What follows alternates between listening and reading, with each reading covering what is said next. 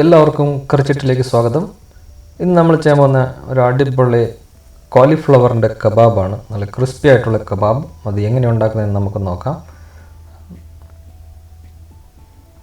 അപ്പോൾ നമുക്ക് ആദ്യമേ ഒരു പാത്രത്തിൽ വെള്ളം എടുക്കുക. എന്നിട്ട് അതിലേക്ക് അല്പം ഉപ്പ് ഇടുക, കുറച്ച് മഞ്ഞൾപ്പൊടി. ഇനിയും നമ്മൾ കഴുകി വൃത്തിയാക്കി വെച്ചേക്കുന്ന കോളിഫ്ലവറിൻ്റെ ഓരോ പീസ് എടുത്ത് വെള്ളത്തിലിടുക, നന്നായിട്ട് വേവിക്കുക.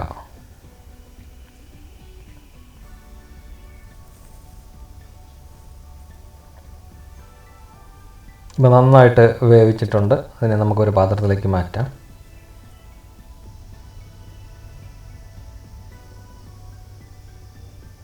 ഇനി ഒരു ബൗൾ എടുത്തിട്ട് 3 ടേബിൾ സ്പൂണിൻ്റെ അത്രയും കോൺഫ്ലവർ എടുക്കുക.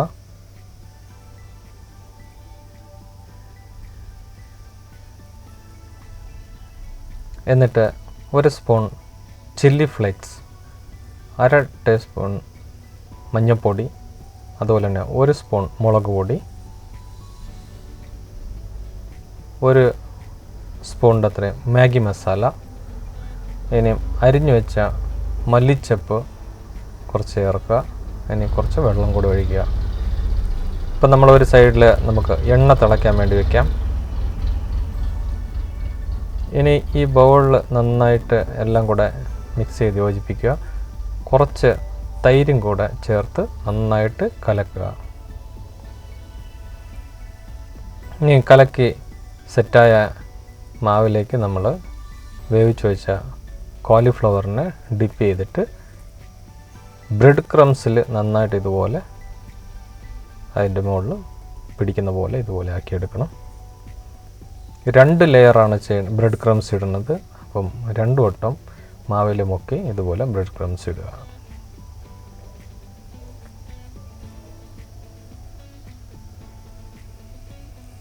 ഇതുപോലെ എല്ലാം ചെയ്തെടുക്കുക. ഇത് വളരെ ഈസി ആയിട്ട് വീട്ടിൽ ചെയ്യാൻ പറ്റുന്നതാണ്. ഇത് കോളിഫ്ലവറിൻ്റെ കബാബ്. ഇപ്പം നോൺ വെജ് തിന്നാത്തവർക്കൊക്കെ വളരെ ഇഷ്ടപ്പെടും. അതുപോലെ എല്ലാവർക്കും ഇഷ്ടപ്പെടും. പക്ഷേ നോൺ വെജ് തിന്നാത്തവർക്ക് ഉള്ള കബാബ്, എസ്പെഷ്യലി കബാബാണിത്. എല്ലാവർക്കും ചെയ്യാവുന്നതാണ്. വളരെ ഈസി ആയിരിക്കും. ഇത് നോക്കിയാൽ സൂപ്പറായിട്ട് വന്നിട്ടുണ്ട്.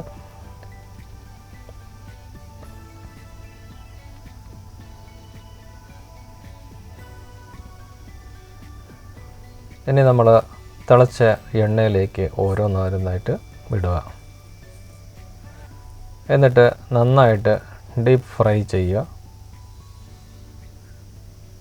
നന്നായിട്ട് ഡീപ്പ് ഫ്രൈ ചെയ്തെടുത്തു കഴിഞ്ഞാൽ നമ്മുടെ കോളിഫ്ലവർ കബാബ് റെഡിയായിരിക്കും. നല്ല ക്രിസ്പി ആയിട്ട് നല്ല രുചിയായിട്ടുണ്ടാവും. ഇത് വളരെ പെട്ടെന്ന് ചെയ്യാൻ പറ്റുന്നതാണ്. അടിപൊളി ആയിരിക്കും. അപ്പോൾ നിങ്ങൾ വീട്ടിൽ ഇതുപോലെ ചെയ്ത് നോക്കുക. ഇനി നമ്മൾ നന്നായിട്ട് ഡീപ്പ് ഫ്രൈ ചെയ്തെടുത്തൊരു പാത്രത്തിലേക്ക് മാറ്റുകയാണ്. ഇതുപോലെ എല്ലാം ഫ്രൈ ചെയ്തെടുക്കുക.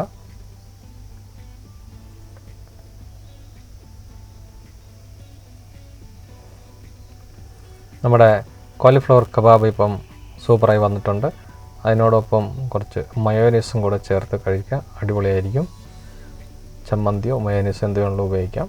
നല്ല ക്രിസ്പി ആയിട്ട് അടിപൊളിയായിട്ട് വന്നിട്ടുണ്ട്. ഈ ഒരു ചെറിയ വീഡിയോ ഇഷ്ടപ്പെട്ടാൽ ലൈക്ക് ചെയ്യുക, ഷെയർ ചെയ്യുക, കമൻറ്റ് ചെയ്യുക. ഇനിയും അടുത്ത വീഡിയോയിൽ കാണുന്നത് വരെ എല്ലാവർക്കും ബൈ ബൈ.